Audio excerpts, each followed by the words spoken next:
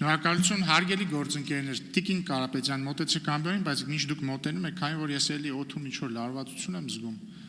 ես հարկ եմ համարում դրան անդրադառնալ, հա։ Նախ հարգելի գործընկերներ, ես պոեզիայի մեծ մասնագետ չեմ, բայց ես կարծում եմ, որ կրկին, եթե դուք ինչ որ բանից դժգոհում եք, երևի դուք ինքներդ արժի, որ այդ բանը չանեք։ Հիմա ձեր շարքերում էլ կան պոեզիայի սիրահարներ, որոնք օրինակ, չգիտեմ, ստեղ վախենում են բան ասեն, բայց գնում են ծածուկ ինչ որ պոետիկ բաներ են հրապարակում։ Եթե դա ձեզ համար նորմալ է, ուրեմն պետքա պատրաստ լինեք դուք էլ լսել պոեզիա, հարուստ պոեզիա։ Եթե չէ, չէ։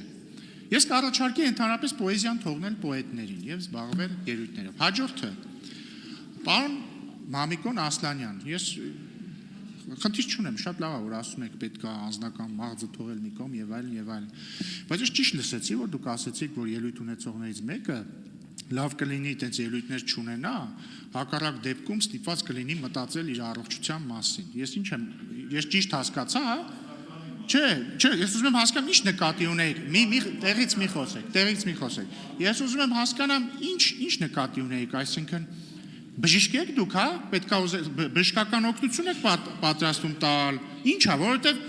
էլի եթե անցնում ենք այդ դաշտ, տեղից մի խոսեք։ Եթե անցնում ենք այդ դաշտ, պարոն Ասլան, ես ձեզ վստահեցնում եմ, որ քաղաքացիական պայմանագրում էլ բազմաթիվ մարմնի եւ հոգու բժիշկներ կան, որոնք պատրաստ են ձեր առողջության մասին հոգալ, բայց եկեք այդ դաշտ չմտնենք։ Հիմա հարգելի գործընկերներ, ես առաջարկում եմ անցնել բովանդակային քննարկման։ Արդեն այս նիստերը բանի են էլի վերածվում, ինչ որ չգիտեմ, Ալֆրեդի սենյակի են վերածվում հին թվերի։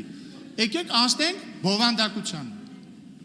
Եվ կրկնում եմ, եթե ձեզ դուր չի գալիս պոեզիան, որը կարող է ասոցացվել տարբեր բաների հետ, զսպեք ձեր մեջի պոետներին եւ ոչ միայն պոետներին։